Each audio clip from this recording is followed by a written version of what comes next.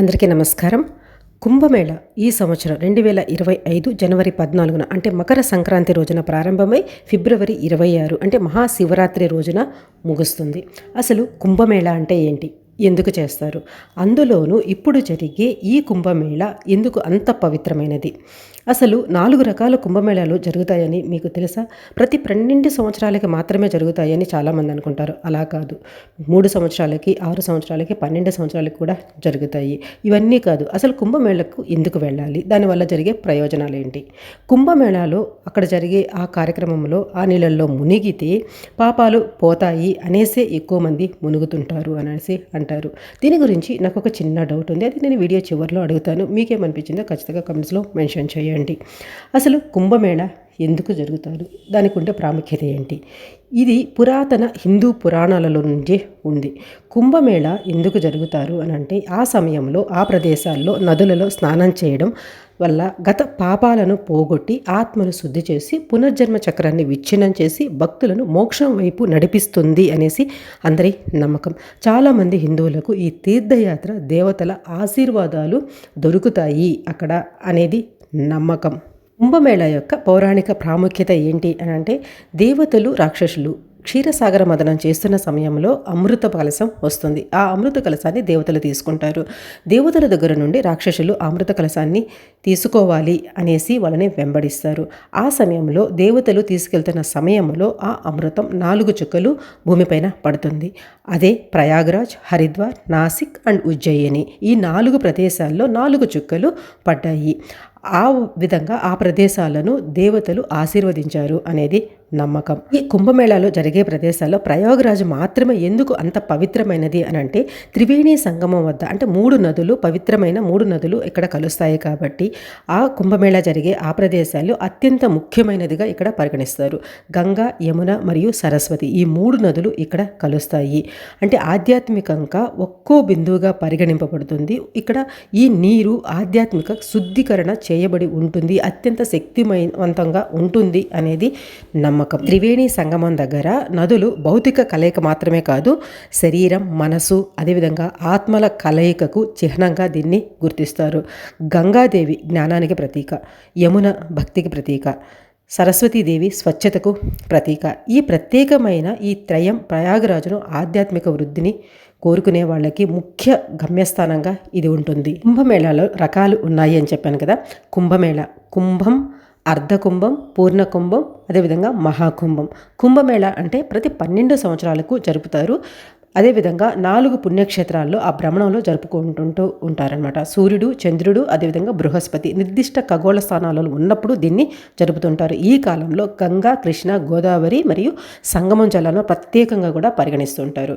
అర్ధకుంభం, ముందుగా అర్ధకుంభం గురించి తెలుసుకుందాము. వాస్తవానికి అర్ధకుంభమేళ ప్రతి 6 సంవత్సరాలకు ఒకసారి జరుగుతుంది. కుంభం అంటే 12, అర్ధకుంభం అంటే 6 సంవత్సరాలు అనమాట. ఇది భారతదేశంలో హరిద్వార్ అండ్ ప్రయాగ్రాజ్ అనే 2 ప్రదేశాల్లో మాత్రమే నిర్వహిస్తారు. అర్ధ అంటే సగం. హరిద్వార్ అదేవిధంగా ప్రయాగ్రాజ్లో 2 కుంభ ఉత్సవాలు మధ్య 6 సంవత్సరాల విరామంలో అర్ధ కుంభం నిర్వహిస్తారు. కాబట్టి ఇది కుంభమేళ యొక్క మధ్య దశగా దాన్ని చెబుతారు.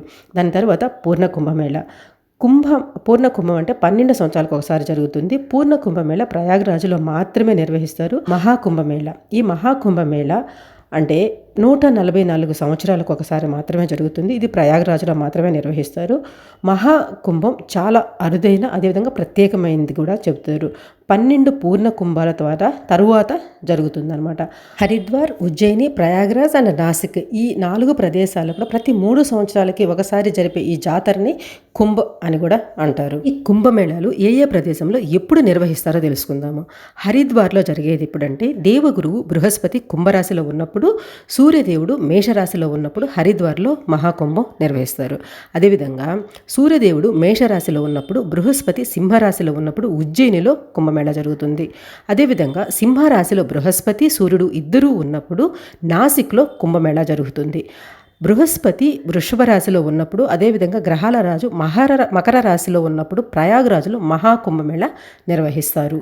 ఇవే కాకుండా బృహస్పతి, సూర్యుడు, చంద్రుడు కర్కాటక రాశిలో ప్రవేశించినప్పుడు అమావాస్య రోజున గోదావరి ఒడ్డున కుంభోత్సవం నిర్వహిస్తారు. ఇది కాకుండా కార్తీక అమావాస్య రోజున సూర్యుడు అదేవిధంగా చంద్రుడు కలిసి ఉన్నప్పుడు బృహస్పతి తులారాశిలోకి ప్రవేశించినప్పుడు ఉజ్జయినిలో మోక్షాన్ని ఇచ్చే కుంభాన్ని నిర్వహిస్తారు. కుంభమేళాలో పార్టిసిపేట్ చేయడం వల్ల జరిగే ఆధ్యాత్మిక ప్రయోజనాలు ఏంటో తెలుసుకుందాము.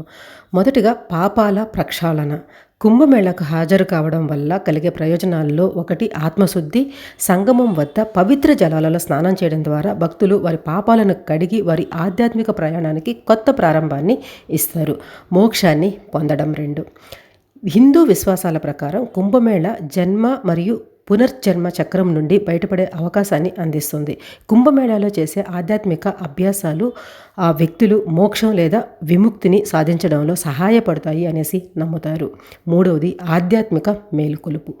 కుంభమేళ అనేది లక్షలాది మంది యాత్రికులు మాత్రమే కాకుండా సాధువులు అదేవిధంగా వాళ్ళ గురువులు వాళ్ళందరూ కూడా అక్కడికి వస్తారు. వాళ్ళ ప్రసంగాలకి హాజరవడం ద్వారా వాళ్ళ ఆశీర్వాదాలు పొందడం అదేవిధంగా వారి ఆధ్యాత్మిక అభ్యాసాలను చూడడంలో ఒక వ్యక్తి ఎంతో కొంత నేర్చుకుంటాడు. ఆధ్యాత్మిక వృద్ధికి దారితీస్తుంది. 4, సత్సంగం అదేవిధంగా భక్తి. కుంభమేళ వాతావరణం భక్తి శక్తితో అన్నిటితో కూడా నిండి ఉంటుంది. అక్కడ జరిగే భజనలు కీర్తనలు అదేవిధంగా ఆ సత్సంగాలలో అంటే ఆధ్యాత్మికంగా జరిగే సమావేశాలు పాల్గొనడం వల్ల భక్తులు దైవంతో అనుసంధానించబడతారు. అదేవిధంగా అనుభూతికి లోనవుతారు. ఆ స్పృహ యొక్క ఉన్నత స్థితిని అనుభవించగలుగుతారు. 5, విశ్వాసాన్ని బలోపేతం చేయడం.